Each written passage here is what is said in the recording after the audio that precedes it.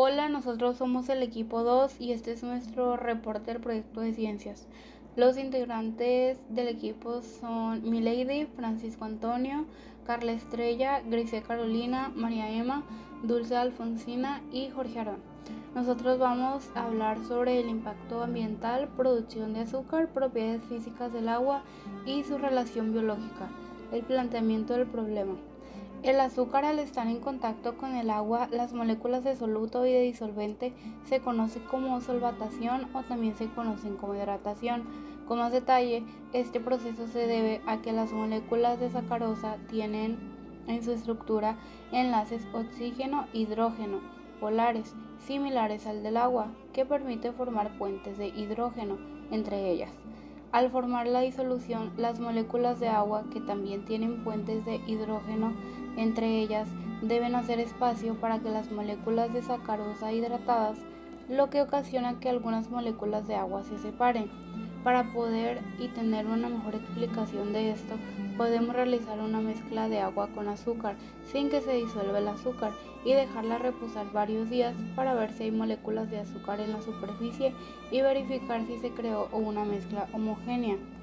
Al momento de utilizar azúcar para este experimento, estamos dañando el ambiente, porque el cultivo de caña de azúcar es un gran contaminante para el medio ambiente, ya que previo al corte de caña se incendia el cañaveral con la finalidad de eliminar la mayor parte del follaje seco para así facilitar el acceso de los cortadores. Para realizar una quema se debe tomar en cuenta los vientos dominantes en ese preciso momento, así como la temperatura ambiental. Es un procedimiento cada vez menos aceptado por las comunidades que habitan cerca del área de influencia a los ingenios. Para mala fortuna de la ecología, se realizan en casi la totalidad de países cañeros. En lo que respecta a las cenizas, cuando se efectúa una quema, se observa una lluvia de las mismas sobre las áreas aledañas. Estas cenizas van acompañadas de humo y una serie de gases, tales como monóxido de nitrógeno, anhídrido sulfuroso, anhídrido carbónico, monóxido de carbono, hidrocarburos y óxido de azufre. Para obtener 1 kilo de azúcar refinada de caña de azúcar se requieren alrededor de 1500 litros de agua.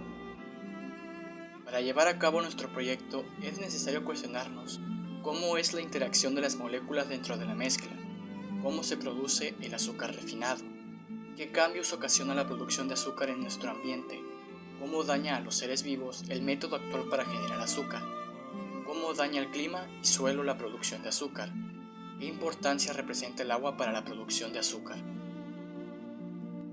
Nuestros objetivos para nuestro proyecto de ciencias es conocer cuál es la interacción de las moléculas dentro de la mezcla, exponer a detalle cómo funciona el proceso de refinación de azúcar, informar a las personas de la influencia de la producción de azúcar en el ambiente, proponer alternativas ecológicas para la producción de azúcar y analizar las propiedades del azúcar y del agua como parte fundamental de la problemática. Nuestra hipótesis de este experimento era poder explicar cómo interactúan las moléculas del agua con las del azúcar, el cómo funcionan las diferentes disoluciones y los tipos de mezcla que se forman cuando se juntan los solutos y los disolventes. Además, esperábamos resultados sobre el funcionamiento de la refinación de azúcar y plantear alternativas ecológicas para su producción. Utilizaremos la técnica de observación, ya que con ella podemos estudiar el comportamiento del azúcar después de varios días de reposo al estar en contacto con las moléculas de agua. Dentro de este proceso podremos entender cómo interactúan las moléculas a través de fuerzas intermoleculares y el daño que causa la producción de azúcar en el ambiente. También utilizaremos la encuesta, ya que ésta permite recabar de una manera más precisa información de individuos o grupos en una sociedad, con el propósito de conocer si pasan por esta problemática o conocer su opinión acerca del tema. Para comprobar nuestra hipótesis, realizaremos un experimento que tiene como propósito realizar una mezcla de agua con azúcar sin mezclar y dejarla reposar varios días para ver si hay moléculas de azúcar en la superficie y verificar si se creó una mezcla homogénea. Materiales: un vaso, agua, azúcar. Procedimiento. Colocamos una cucharadita de azúcar en el fondo de un vaso y luego añadimos agua con cuidado por la pared del vaso, tratando que no se mezcle con el azúcar, y lo dejamos reposar 4 días. Nuestra hipótesis sí se cumplió con el objetivo, ya que como podemos observar en nuestro experimento, lo que ocurre al principio con el azúcar que había en el fondo es que se mezcló con agua, de esa manera formando una mezcla homogénea de color amarillento, ya que las moléculas de azúcar se unieron con las de agua. Sí hay moléculas de azúcar en la superficie, y esto lo podemos explicar de manera que las interacciones entre moléculas de soluto y moléculas de disolvente se conocen como solvatación. Cuando el disolvente es agua, las interacciones se le conocen como hidratación.